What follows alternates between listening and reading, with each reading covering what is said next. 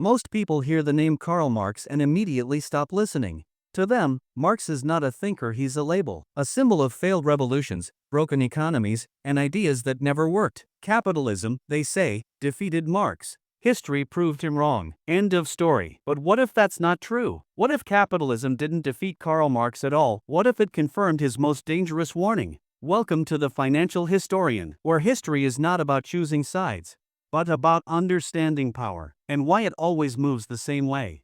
Before we judge Marx, we need to understand something important. Karl Marx did not spend his life designing utopia. He spent his life dissecting capitalism. He wasn't asking, how do we replace this system?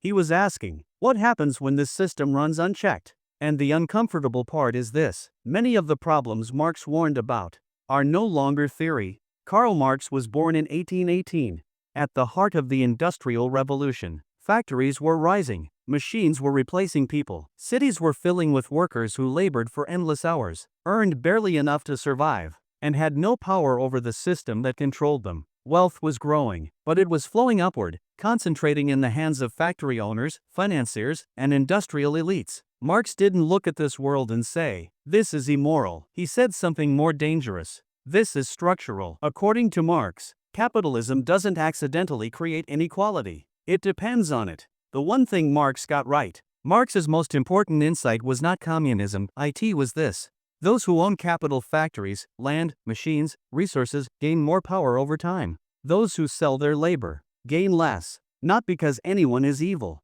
but because the system rewards ownership more than work. And here's where modern capitalism becomes uncomfortable. Today, we live in a world where a small number of corporations dominate entire industries. A few billionaires hold more wealth than entire nations. Workers are more productive than ever, yet feel poorer. Profits soar, wages stagnate. This is not a glitch. Marx never claimed capitalists were monsters. He claimed the system turns normal behavior into exploitation. If a company doesn't maximize profit, it gets destroyed by competitors. If wages are raised too much, shareholders revolt. If efficiency isn't pushed to the limit, markets punish you. So exploitation becomes rational, even when no one intends harm. This is what Marx meant by capital has a logic of its own. And today, that logic shows up everywhere. Gig workers with no security, algorithms replacing managers, layoffs explained as necessary corrections, human beings reduced to cost centers, no villain needed. The system does the work. Alienation, Marx's forgotten warning. One of Marx's most accurate predictions wasn't about revolution. It was about alienation. He warned that workers would feel disconnected from their labor, disconnected from the products they create, disconnected from each other, and eventually, disconnected from themselves. People work more hours, switch jobs constantly, feel replaceable, burn out, and still wonder why fulfillment feels out of reach. This isn't laziness.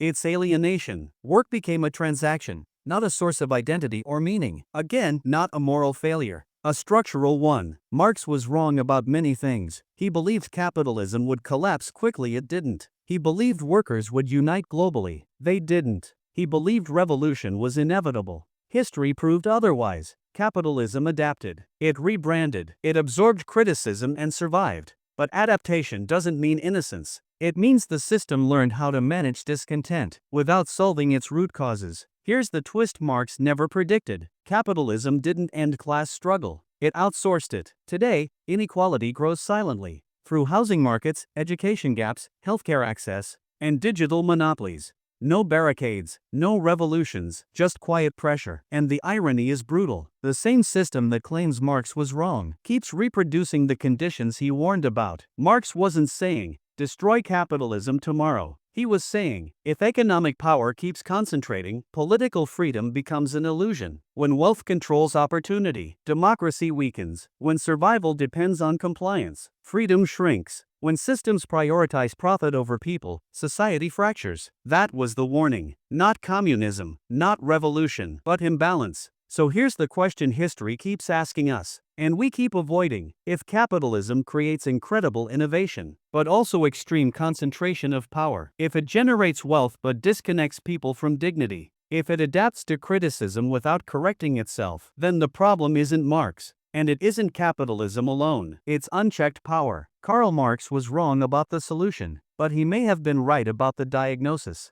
And ignoring a diagnosis doesn't cure the disease. History doesn't ask us to pick sides, it asks us to pay attention, because systems don't fail loudly, they fail slowly until failure feels normal. If this gave you a new way to see history, subscribe. History has already warned us, most people just stopped listening.